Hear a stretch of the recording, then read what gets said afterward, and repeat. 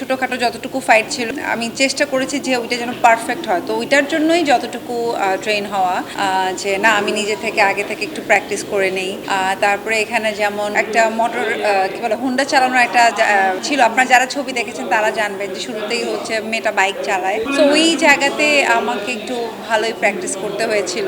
So এইটুকটা struggle time না, আমি আসলে আমার কাজটাকে অনেক এনজয় করি, এখানে খুব একটা স্ট্রাগল লাগে না। কিন্তু এর আগের ইন্টারভিউতেও বলেছিলাম মন খারাপ ছিল একটা বিষয়, আমাদের যে আইটেম সংটা হয় সেটা আমরা মাত্র 4 ঘন্টায় শ্যুট করেছি, মাত্র 4 ঘন্টা। মানে আমার মনে হয় না আমার এত মানে এই এত লম্বা একটা জার্নিতে আমি জীবনও কোনো গানের শুটিং এত শর্ট টাইমে করেছি। এটা রিজন ছিল যে রিহার্সেল করা ছিল, রিহার্সেল আমি 3 দিনের মতো রিহার্সেল করেছিলাম, কিন্তু শুটিংটা 4 ঘন্টা, কারণ আমাদের শুটিং শুরু হতে হতে 10:30 11টায় আমি সেটে ঢুকি, না আমার কাজ শুরু হয়, এর মধ্যে টানা 1 ঘন্টা না 2 ঘন্টা বৃষ্টি ছিল, সো বৃষ্টির জন্য আমরা শুট করতে পারিনি। তারপরে 4:30টার মধ্যেই আই থিঙ্ক 4:30 আর 5টা এরকমের মধ্যে অফ করতে হয় শুটিং, খুবই শর্ট টাইম। তো এত শর্ট টাইমে এই গানের যে আমরা এত ভালো রেসপন্স পাবো এটা আসলে চিন্তা করতে পারিনি।